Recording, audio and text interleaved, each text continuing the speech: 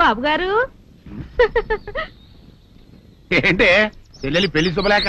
అవునండి, ఆగమేఘాల మీద అచ్చొత్తిచ్చానండి లగ్న పత్రికలు. తమరు దగ్గరుండి జరిపించాలి పెళ్లి. శుభం, తప్పకుండా జరిపిస్తా. ఇవి అన్నట్టు పెళ్లి పనులకి ఎవరైనా మనుషులు తక్కువైతే చెప్పు, నా కొడుకు బుల్లిరాజు గారిని పంపిస్తా. చింతకాయం కాదు, మా ఇంటి నిండా బోల్డ్ మంది పనోళ్ళు పాలేర్లు. అసలే మాది ఇప్పుడు తొరల వంశం.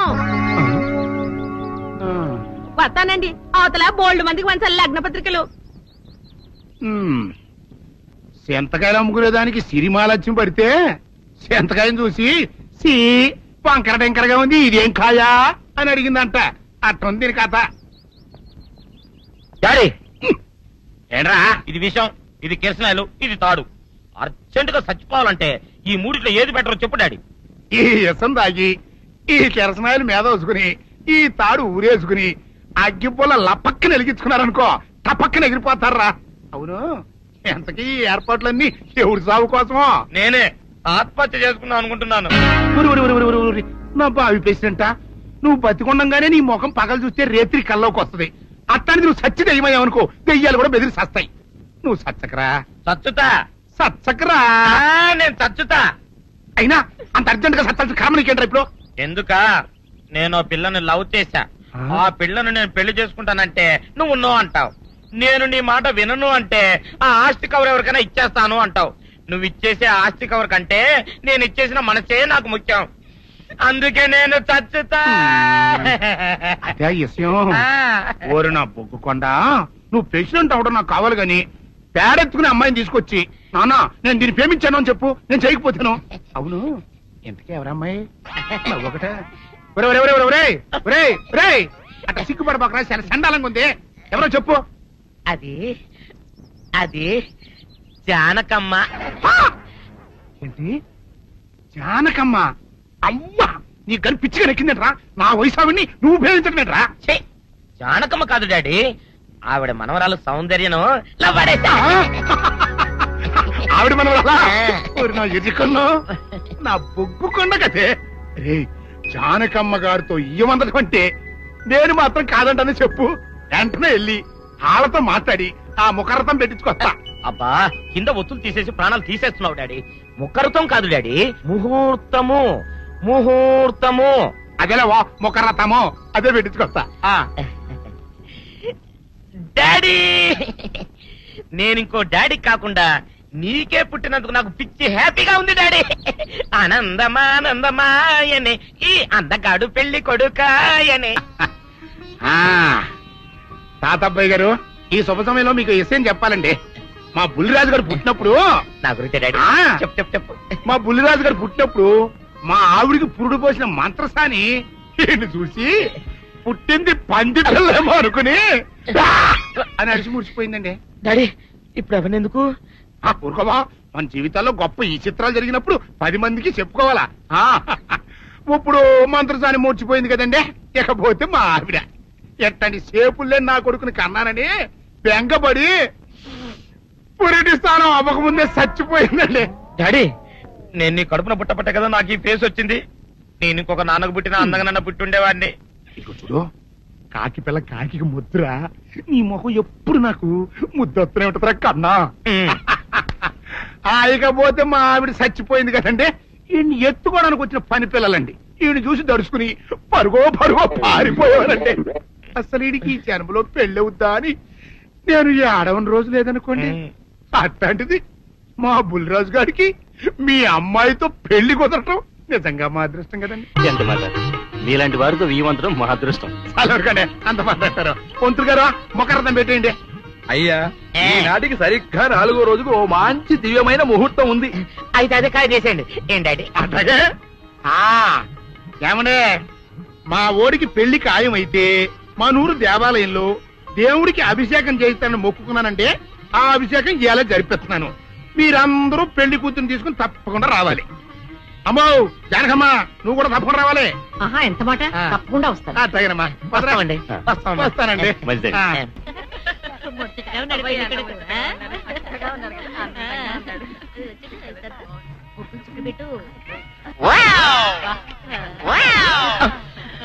ఇదేమిటి, ముక్క మీద నల్ల చుక్క కదా పెట్టాలి, తెల్ల చుక్క పెట్టారేమిటి? నల్ల బొట్టు పెడితే నీ రంగులో రంగు కలిసిపోద్ది. నువ్వు పొగ్గుకుంటావు కదా, అందుకే నేనే తెల్ల చుక్క పెట్టమన్నా. డాడీ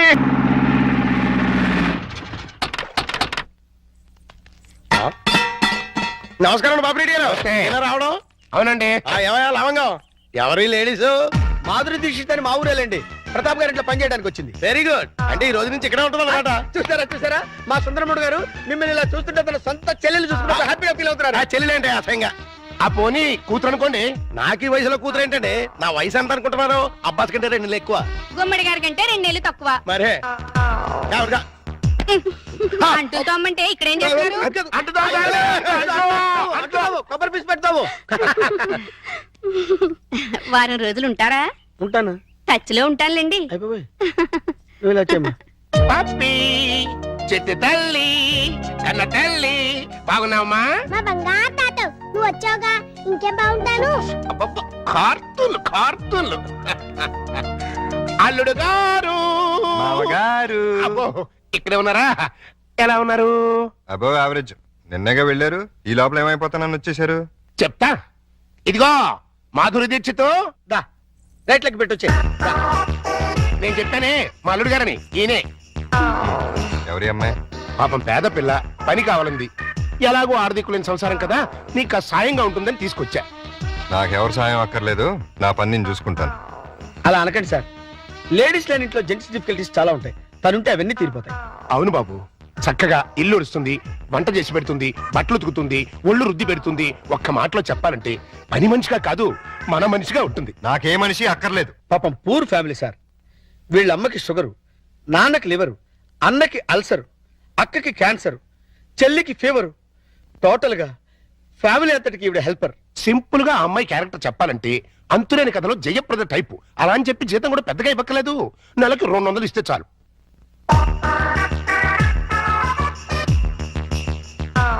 ఇదిగో తీసుకెళ్ళి. సారీ అల్లుడు, అలా ఊరికే ఇస్తే తీసుకోదు. కష్టపడి సంపాదించాలనే మోడల్. ఈ ఇంట్లో ఉండేది పప్పి నేను. ఏం పనులు ఉంటాయి ఇక్కడ? ఉన్న పనులే చేస్తుంది. కాదను కల్లుడు. సరే ఏదో ఒకటి చేయండి. అమ్మయ్యా, అల్లుడు ఒప్పేసుకున్నారా? ఇదిగో గోల్డెన్ ఛాన్స్. ఒళ్ళు దగ్గర పెట్టుకుని పంచి పైకి వస్తాం. నా టాలెంట్ మొత్తం చూపిస్తాగా. ఏం చూపిస్తావో ఏం చేస్తావో మాకు అనవసరం.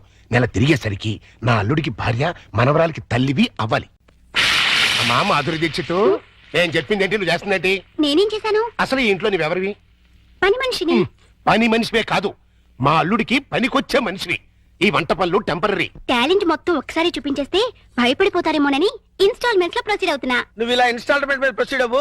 ఈ లోపానికి 60 వచ్చేస్తాయి. ఓ సార్, నువ్వు ఈ మిక్సీ పనులు ఆపేసి ఆ పనులు మొదలెట్టు. అదిగో కార్ సౌండ్ వచ్చింది, అల్లుడు గారు వచ్చేట్టున్నారు. నువ్వు ముందు పనులు దిగిపో.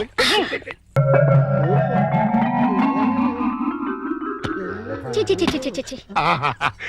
మాధురి, వర్షం తగ్గిందా? వరదలు తగ్గాయా? వరద లేదు, బురద లేదు. అదేంటి? మాడాకన్నా 3 తెప్పించొచ్చు కానీ మీ అల్లుడి గారికి మాత్రం 3 తెప్పించలేవు. ఆయన నేనే కాదు, డాక్టర్ సమరం గారు కూడా బాగు చేయలేరు. అంటే లోపలేం జరగలేదా? చాలా జరిగింది. ఏం జరిగింది? నా ఫిగర్ చూసారు, లోపలికి పిలిచారు. అంతవరకు మేము ఫాలో అయ్యాం. ఆ తర్వాత ఏం జరిగింది? దగ్గరికి రమ్మన్నారు, వెళ్ళాను. తర్వాత షర్ట్ పైకెత్తా, నెక్స్ట్ లుంగి లూజ్ చేస్తా, తర్వాత లోపల నుంచి మొలతాడు తీసి మొలతాడు తిట్టి అవును మొలతాడు దగ్గర దానికున్న పిన్నీస్ తీసి నా చేతిలో పెట్టి బయట జారిపోతుంది పెట్టుకో అన్నారు.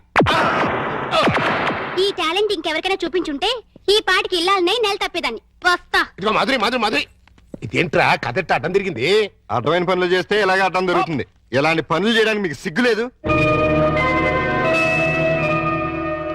లేదు, నా కూతురు నిన్ను కాదని నీతో తెగదంపులు చేసుకున్న రోజున నా సిగ్గు సొగం చచ్చిపోయింది. కన్న కూతుర్ని, కన్న తండ్రిని కాదనుకుని వెళ్ళిపోయిన రోజున నాలో సిగ్గు పూర్తిగా చచ్చిపోయిందయ్యా. అందుకని ఇలా డాఫర్ పనులు చేస్తారా? ఏం చేయమంటావయ్యా? వయసుండి, అందముండి, ఆస్తుండి, అర్హత ఉండి నీ జీవితాన్ని నాశనం చేసుకుంటున్నావు. పెళ్లి చేసుకోమంటే చేసుకోనంటున్నావు. అయిన పెళ్లి చాలు. పెళ్లి అవసరం నీకు లేకపోవచ్చు, కానీ తల్లి అవసరం నా మనవరాలకుంది. నా కూతురు చేసిన తప్పుకి నువ్వు శిక్ష అనిపిస్తున్నావు, నువ్వు చేసిన తప్పుకి నీ కూతురు శిక్ష అనిపిస్తుంది. నా మాట విని పెళ్లి చేసుకో.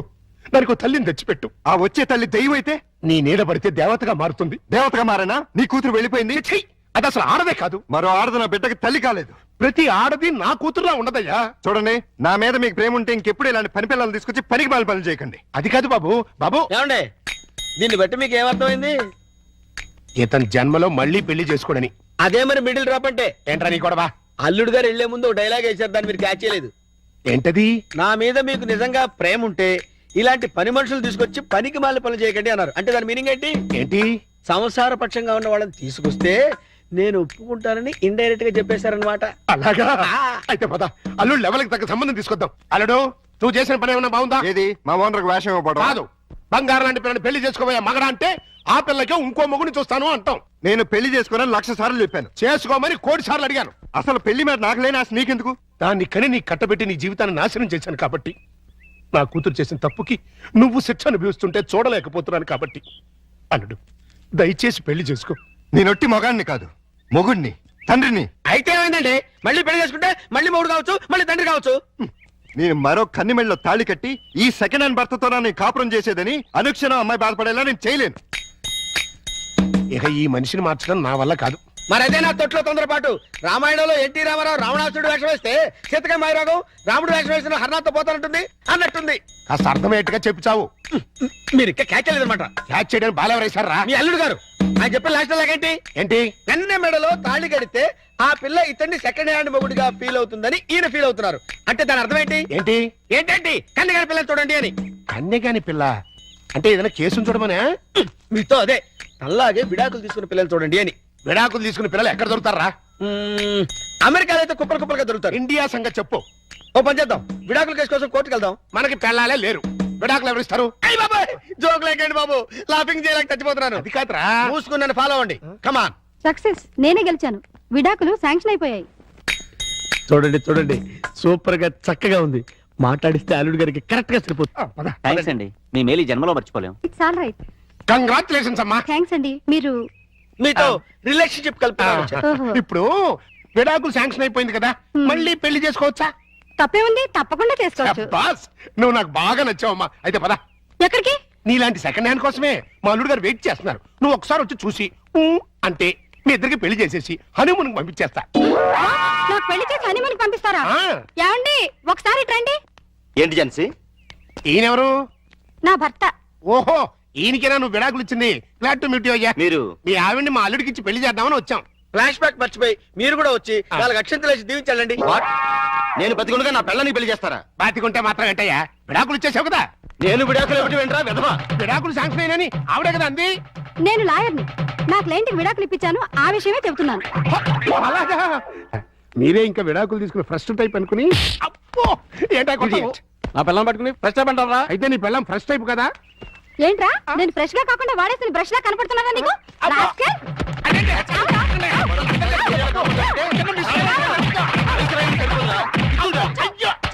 ఇంకొకసారి ఇలాంటి వెధ వేషాలు వేసావంటే ప్రాణం తీస్తాను.